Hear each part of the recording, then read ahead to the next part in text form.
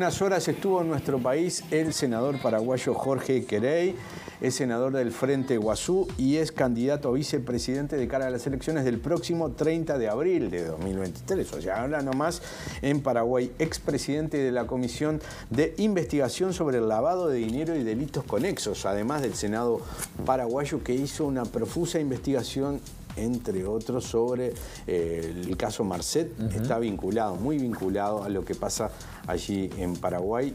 Sobre todas estas cosas estuvimos hablando en este mismo estudio, porque bueno, se tenía que ir y por eso no podía estar en vivo, ¿no? Claro, una legislación electoral de Paraguay que tiene previsto una única vuelta electoral distinta, ¿no? Como por ejemplo, desde hace ya algunos años tenemos acá en nuestro país, en la que el ganador de la elección presidencial será el candidato que obtenga el mayor número de votos. Y el 18 de diciembre fueron las elecciones primarias, ¿no? de ese país que todavía sigue cruzado por la Triple Alianza, ¿no? Usted estuvo allí, ¿no? Exacto, estuve el 8 de diciembre, estaban todos los carteles. Me llamó la atención que había, porque aparte me fijé especialmente que había muchas mujeres candidatas, ¿no? Obviamente que me moví en el entorno de Asunción, en los pueblos aledaños, no en el interior profundo, pero se veía, se respiraba un ambiente electoral, ¿no? Se estima que una votación de mayor del 45%. Estaba repasando acá los datos que nos aporta la producción. La Dirección de Recursos Electorales dice que hay casi 5 millones de habilitados para votar justamente. En distintos distritos son 263 en todo el país. Y bueno, el Tribunal Superior de Justicia Electoral estimó, como decíamos, una participación mayor al 45%. ¿Es mucho, es poco? ¿Cómo lo ven?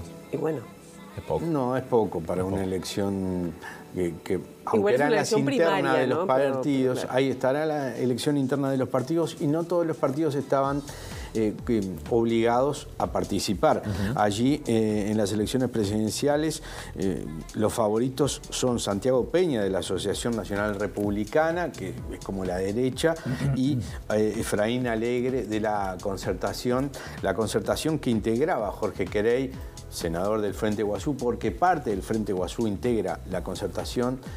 Querey, que es el médico, además de Lugo, el médico personal del expresidente. El expresidente Fernando Lugo, que además está atravesando un quebranto de salud, tuvo un accidente cerebrovascular, está en mejoría.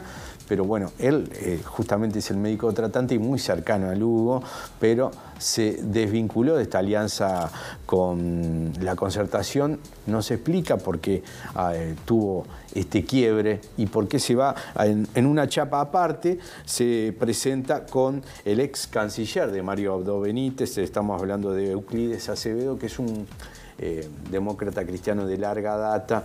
No se explicaba, Jorge Querey, que en Paraguay la integración del gabinete por diferentes partidos es lo que se estila, que Lugo tenía inclusive ministros del Partido Colorado y que lo mismo pasa ahora y por eso él tiene esa afinidad de proyecto con este demócrata cristiano. De todos modos, el Partido Colorado es el partido como más fuerte, mayoritario y partido de gobierno en el Paraguay, ¿no? Que está integrando esta Asociación Nacional Republicana ahora. Exacto. Que lleva a Peña. Veremos qué pasa. A ver, escuchamos lo que nos decía.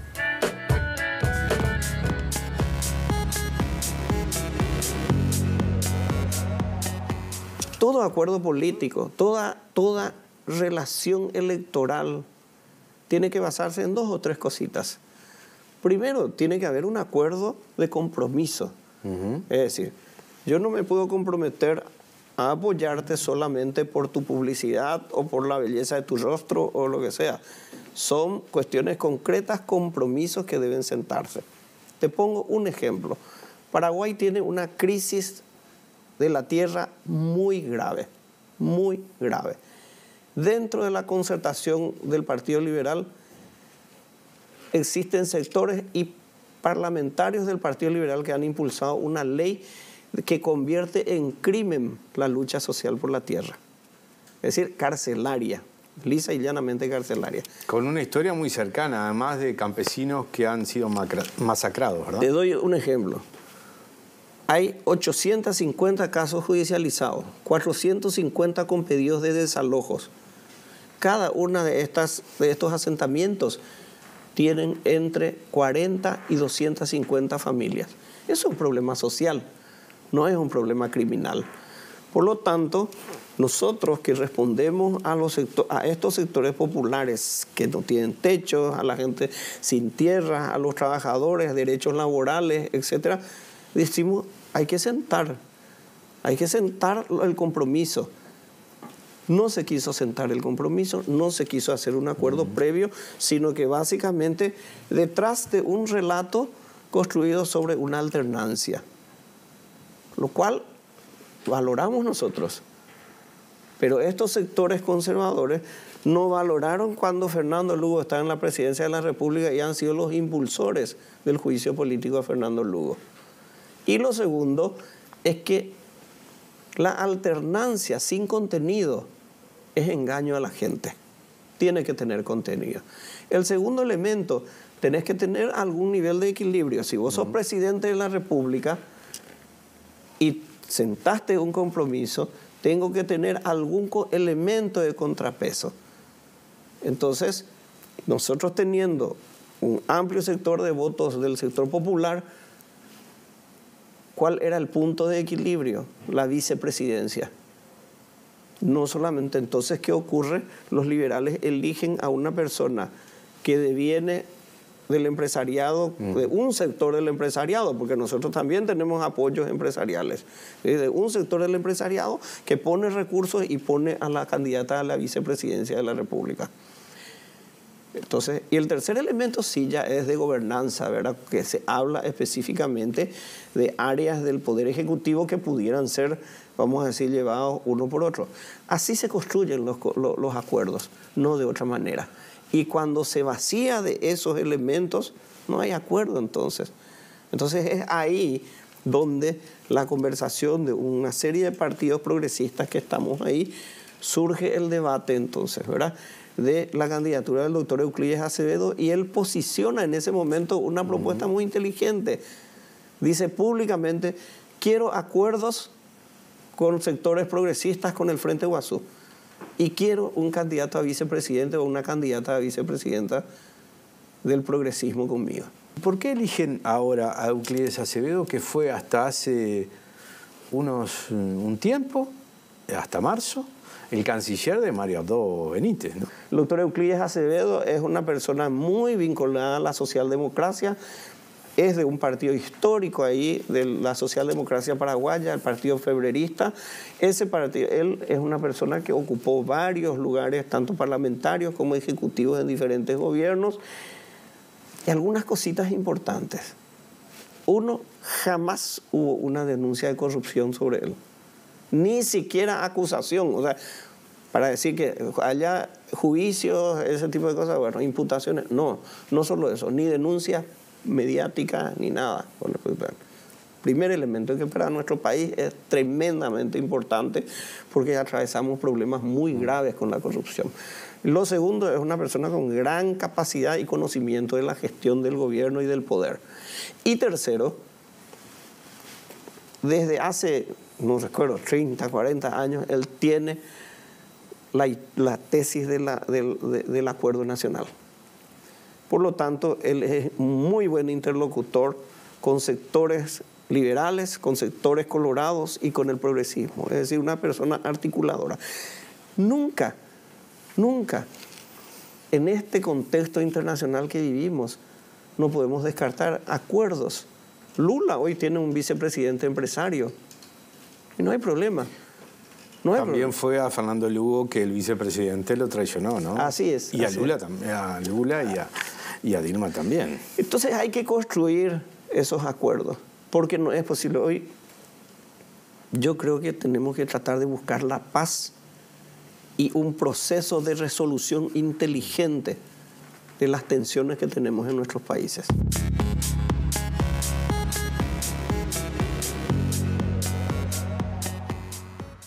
Y lo que decía Querey, ¿no? Esto de este acuerdo con Euclides a Acevedo el ex canciller de Mario Abdo Benítez a partir de la construcción de acuerdos. Él estuvo acá justamente explicando qué era este nuevo acuerdo, por qué parte del Frente Guazú va con la concertación y el Partido Liberal Radical. El Partido Liberal Radical, aquel que también había puesto el vicepresidente, que después traicionó a Lugo, por eso se lo hacíamos ver. Y de todas maneras van y otra vez insisten con los acuerdos. Esto que a nosotros capaz que no sé, es difícil de entender, pero es la forma de construir allí gobierno que tienen en el Paraguay, ¿no? Claro.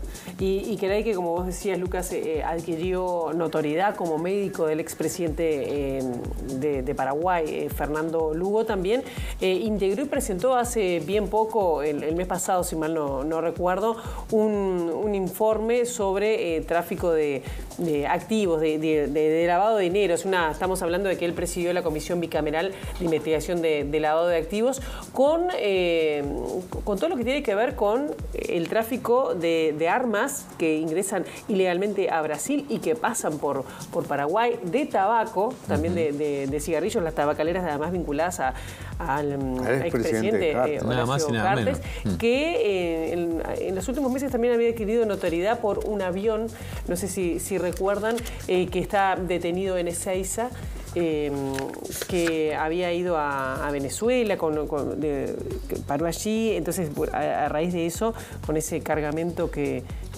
bueno, todavía se está investigando, el avión quedó detenido ahí en Ezeiza y está vinculado al expresidente. Exacto. Ese informe que vos hacías referencia fue presentado en octubre de este año, y en el informe también aparece un nombre conocido para nuestro país, ¿no? Aparece el nombre de Sebastián Marcet, el narco uruguayo que estaba radicado en Paraguay. Entre otras cosas, Keray contó cómo las autoridades de aquel país alertaron a las uruguayas. Sin duda, porque exacto, en esto que el tío del expresidente Cartes, que estuvo preso acá, tenía contacto con Marcet, hizo negocios con Marcet. Y bueno, aparece todo en este informe, vamos a compartirlo también.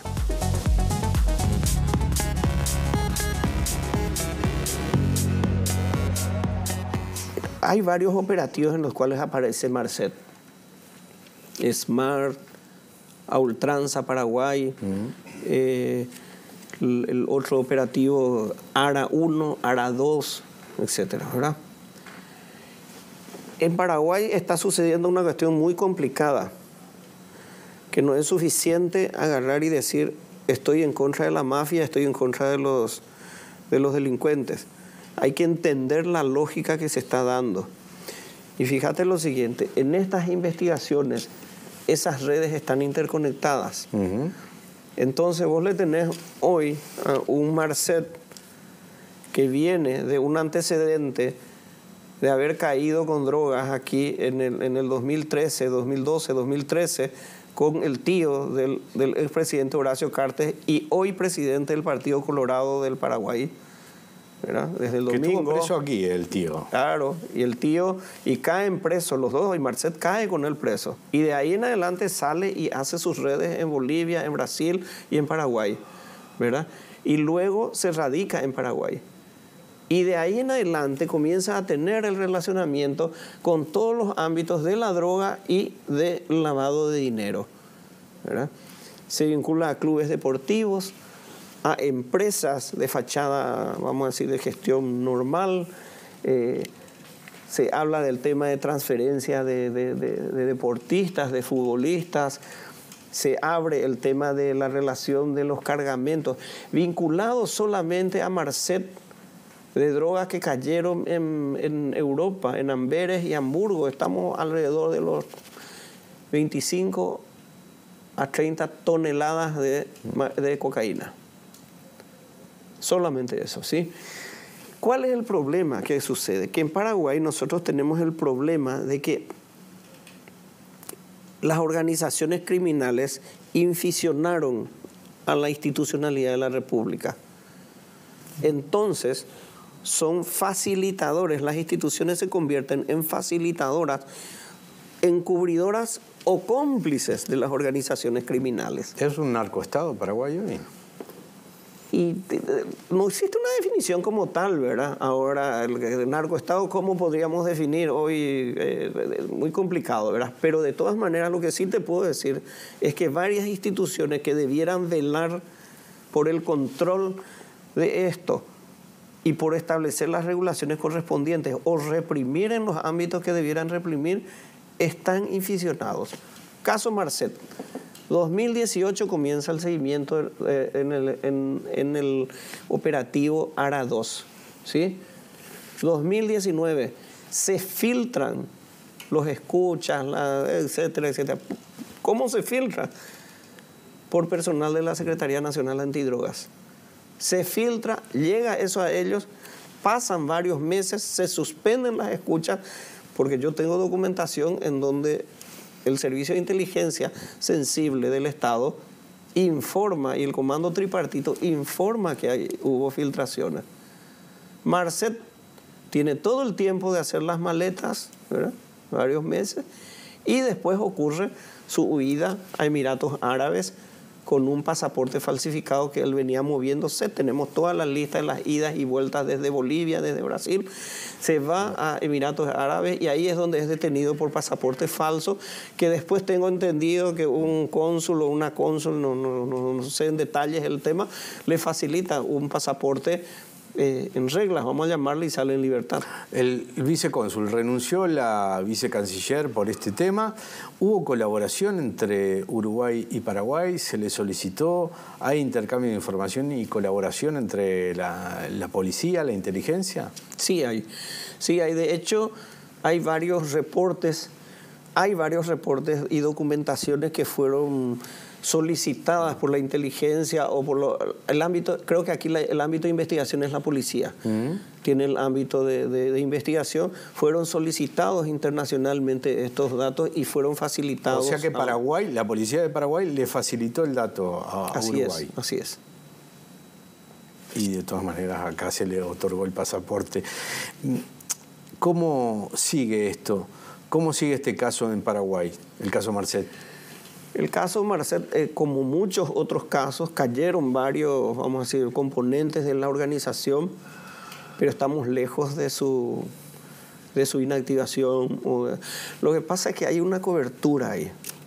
Yo te voy a dar un dato sencillo. De los probables senadores del partido de gobierno actual, fácilmente yo te digo que 4 personas están investigadas y vinculadas al narcotráfico y al lavado de activos. Fácilmente te puedo decir. Y después podemos hablar del financiamiento político, que bueno, eso ya no tiene límites, ¿verdad? ¿Y que están dentro de la campaña en Paraguay hoy? Están para senadores. ¿De qué partido? El partido oficialista, el partido de gobierno. Entonces, pero por eso es que hay que entender también que los compromisos hay que asentarlos. Vos fíjate que este tema, si vamos a pelear contra las organizaciones criminales, yo tengo una lectura inteligente, pero no termina solo en el Partido Colorado, que es un gran responsable político. No vamos a decir de que no hagamos ninguna reserva con eso. Pero hay empresarios del sector privado, hay empresarios vinculados a la oposición, algunos de ellos que financian a la oposición, a sectores de la oposición. Entonces, es un sistema que hay que cambiarlo. Hay un sistema que hay que cambiarlo. Y el cambio de ese sistema exige compromisos, no de discursos anticorrupción o de moralización. Es también importante la concientización, la moralización, etcétera. Pero en función de Estado, lo que tiene que existir es prevención y represión. No existe otro. Un Estado existe para eso, para establecer las reglas de convivencia de la sociedad. Y ahí está la denuncia de Cero Guaraníes que hace usted a través de las redes. Se reunió con Pereira, usted dijo que hablaron de estos temas. ¿Le proporcionó esta información? ¿Está en manos de la oposición de aquí, del presidente Fernando Pereira? Estuvimos intercambiando informaciones. Yo le di algunas informaciones de lo que hace allá, de los operativos estos que hago referencia, ¿verdad? De SMART, ARA 2, ARA 1, a Ultranza Paraguay, etcétera. De hecho, para el trabajo de a ultranza Paraguay fue hecha un comando conjunto entre Europol, la DEA, la Secretaría Nacional Antidroga de Paraguay y los organismos de investigación aquí de Uruguay, ¿verdad? Esos operativos que terminó con 30 detenciones, etcétera, los de un nivel muy alto, entre ellos Marcet, que estaba vinculado, porque el tema del lavado de dinero está vinculado directamente a eso, bueno, esos huyeron, ¿verdad? Uno fue asesinado porque aparentemente, de hecho, en una conversación, en una intervención telefónica, unas personas que trabajaban con Marcet hablan de que ya está en el más allá. Esta persona, y esta era una persona muy cercana a Marcet. Sí, el socio, el 2. Sí, el socio, así es. El 2.